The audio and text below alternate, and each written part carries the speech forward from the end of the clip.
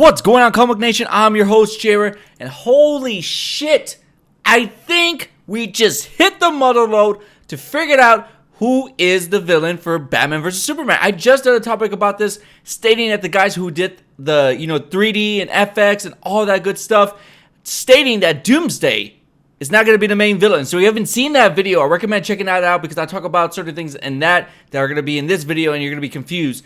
So watch that, it's in the description box. But holy crap, guys, OMAC could be the main villain for Batman vs. Superman. Here's why. Let me just talk about OMAC since there are people here that are unfamiliar with him. I'm just going to read something off the wiki since I can't really explain him that well. All I know is that he's a cyborg and he eliminates anything like that has superpowers. I just know a little bit about him. But this is basically what he is.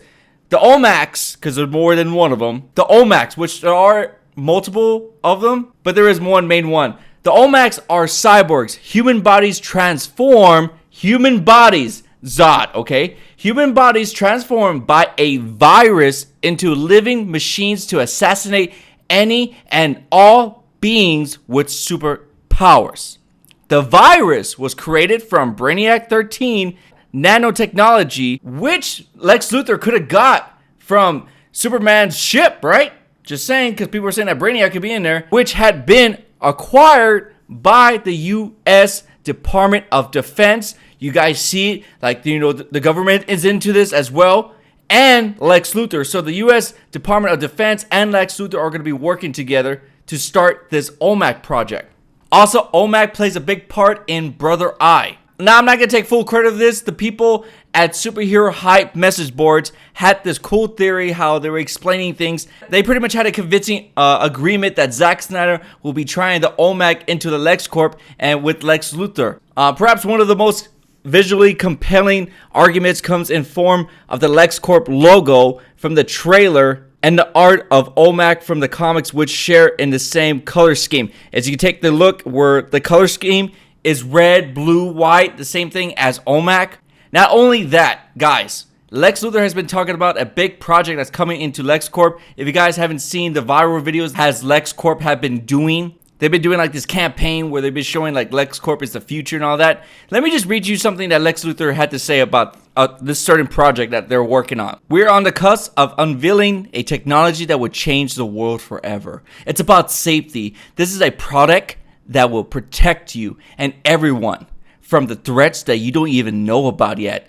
And I don't want to scare anybody much, but there are a lot of threats out there and they're here today. So this to me looks like, remember in this scene right here where something happened at LexCorp, that's where I'm expecting that OMAC Zod finally transform into OMAC, and that's where all this shit happens. People also think it's Amazo, but I'm leaning towards OMAC. I never even thought of that. Remember when we saw Batman grip lining to like a different area, and there was a giant laser beam, which was totally different from Superman's?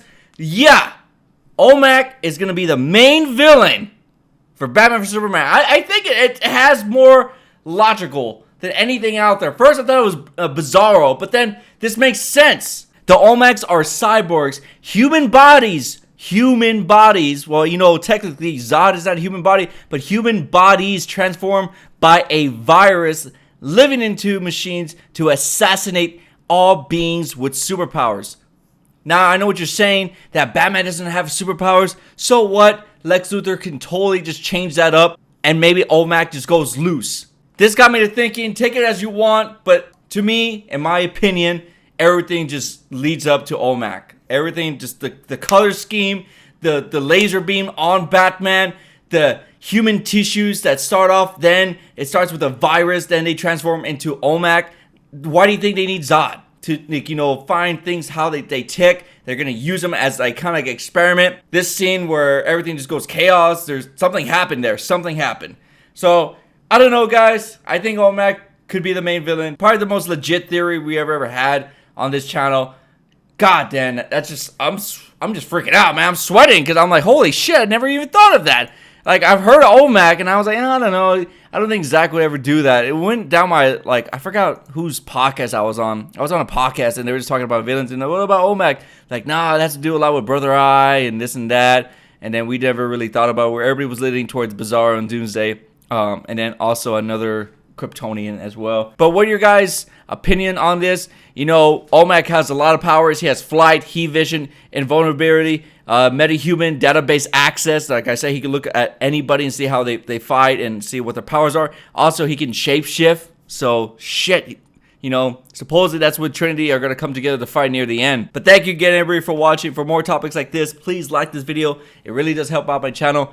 My name is JaeRoar, and I am the best at what I do, and that is giving you that 1-2 punch.